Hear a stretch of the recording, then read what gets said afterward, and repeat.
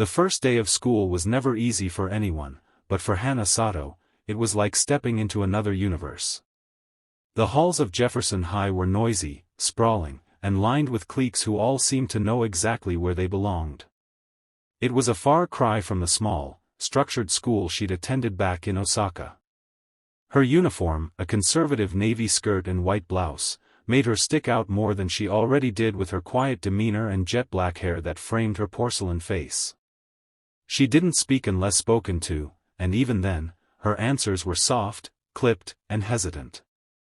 Not because she didn't understand, but because she was cautious. Deliberate. Measured in every word, every breath. The transition hadn't been her idea. Her father, a robotics engineer, had taken a new job in Portland, Oregon, and with her mother gone, lost to cancer 2 years ago, she didn't have much choice. She had left behind her friends, her judo dojo, and the quiet familiarity of home. Everything about this new life felt awkward. The language was manageable, thanks to years of lessons back in Japan, but the cultural shift, especially among American teens, was jarring. Back home, silence was golden. Here, silence meant weakness. It was midway through September when Hana entered her 3rd week at Jefferson High, and it became clear that her silence had drawn the wrong kind of attention. Despite her efforts to be invisible, her presence unsettled certain people, especially Macy Callahan. Macy was everything Hana was not: loud, popular, commanding. Her blonde hair was always perfectly styled, her manicure sparkled in the classroom lights, and her entourage, Bree, Kayla, and a few others, followed her like satellites orbiting a sun. She ruled the school hallways with an iron lip gloss. Every hallway confrontation was her stage, and she wielded popularity like a weapon. Hana had noticed Macy eyeing her since the first day in world history class, when Mr. Beckett had introduced her with a brief, "This is Hana, all the way from Osaka, Japan. Let's make her feel welcome." There had been the usual smiles and curious glances. But Macy had tilted her head, smirked, and whispered something to Bree that made the two of them giggle. That was the first red flag. By week 3, it was open season. It began subtly: shoved books, accidental shoulder bumps in the hallway, whispers of "Ninja Girl" or "Tokyo Drift" when she passed. Hana didn't react. She couldn't afford to. Her father had warned her not to stir trouble, especially in a new country. So she swallowed the insults, held her posture, and kept moving. But on a rainy Tuesday morning, it all came to a head. World history was in session. Mr. Beckett was setting up a documentary on imperial dynasties, fiddling with an ancient projector that never quite worked right. The classroom buzzed with chatter. Hana sat in her usual spot, 3rd row from the front, 2nd seat from the window. She was quietly jotting notes in the margins of her textbook when she felt something, cold, metallic, and fast, brush against the back of her leg. She froze. Then came the rip. Gasps filled the room. Laughter followed. Hana's hand instinctively clutched at the fabric of her skirt. It was no longer whole. It had been cut cleanly, straight across the hem. The once knee-length skirt now sat in uneven layers, exposing her athletic black shorts beneath. She always wore them under her uniform, an old habit from judo practice back home. Her mother had once told her, "Be ready for anything. Always." The room burst into shrill snickering. Macy stood behind her, holding a silver pair of scissors and flashing a smug grin. "Whoops," she said sweetly, "must have slipped." Bree and Kayla cackled behind her, and someone from the back of the class muttered, "Ninja Girl got a makeover." Hana stood up slowly.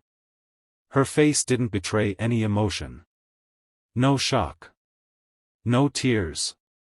No fear. She looked at Macy with eyes that were calm, unwavering, and ancient. Macy tilted her head. "What? Gonna kung fu me now? Come on, don't you bow before attacking?" More laughter. That's when it happened. In one breath, Hana closed the gap between her and Macy. Her movement was fluid, silent. Like smoke rising from a flame. Her left hand gripped Macy's collar. Her right foot hooked behind Macy's ankle. She pivoted, shifted her hips, and in one swift, brutal motion. Wham! Macy's body flipped over Hana's hip and slammed into the floor with a loud thud that echoed off the classroom walls. The room went completely silent. Macy lay flat on her back, gasping for air, her pride more bruised than her body. Her designer skirt was ruffled, her hair a mess. Bree froze. Kayla covered her mouth in shock. Hana adjusted her blouse, bowed once, formally, and returned to her desk. The scissors lay on the floor, forgotten. Mr. Beckett, stunned by the noise, finally turned around. His eyes widened when he saw Macy on the floor. "What in the world, Miss Callahan, are you okay?" She just," Macy stammered, sitting up slowly. "She attacked me." Hana stood again and calmly explained, "She cut my skirt with scissors. I used self-defense." The teacher blinked. "You flipped her?" Hana nodded. "Harai gashi." A sweeping hip throw. Murmurs rippled through the class. Someone muttered, "Dude, she's like a black belt or something." Another whispered, "I thought she was shy." Mr. Beckett struggled to maintain order. "All right. Everyone calm down. Miss Sato, come with me. Macy, the nurse's office is down the hall. Bree, help her." As Hana walked out of the room with Mr. Beckett, heads turned. But this time, it wasn't to laugh. It was to watch. That day, everything changed. In the principal's office, Hana sat quietly as she explained what happened. The security footage backed her up. Macy had clearly cut her skirt. Hana had clearly responded in defense. There was no malicious intent. No fists. Just technique. The principal, a stern man named Mr. Longfellow, sighed and removed his glasses. "Miss Sato, while we don't condone violence, this wasn't violence. This was self-defense." Hana remained still. "My mother always said, peace is first. But sometimes peace needs protection." Mr. Longfellow nodded slowly.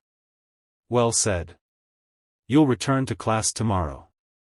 No suspension. And don't worry, we'll have a talk with Miss Callahan's parents." That evening, Hana returned home, expecting her father to be disappointed. Instead, he stood at the kitchen counter, holding his phone with an unreadable expression. "You're trending," he said, turning the screen toward her. A video, recorded by some student, showed the throw in perfect detail. The title read, "Shy Japanese Girl Judo Throws Queen Bee in Class." The views were climbing by the second. "I'm sorry," she said softly. "I didn't mean to draw attention." Her father walked over, placed a hand on her shoulder, and smiled. "You didn't draw attention, Hana. You reminded people not to mistake silence for weakness." Hana nodded, a faint smile forming on her lips. The next day at school was surreal. Students gave her respectful nods. A few even applauded as she walked down the hallway. Some of the boys, previously indifferent, now viewed her with a strange mix of admiration and fear. Macy, bruised in ego and elbow, returned a few days later. She didn't speak to Hana again. Not because she was scared, but because for the first time, she understood something that words couldn't teach. Respect. And Hana? She finally understood something too. Sometimes the world didn't need shouting or rage. Sometimes, all it took was a single, perfect throw.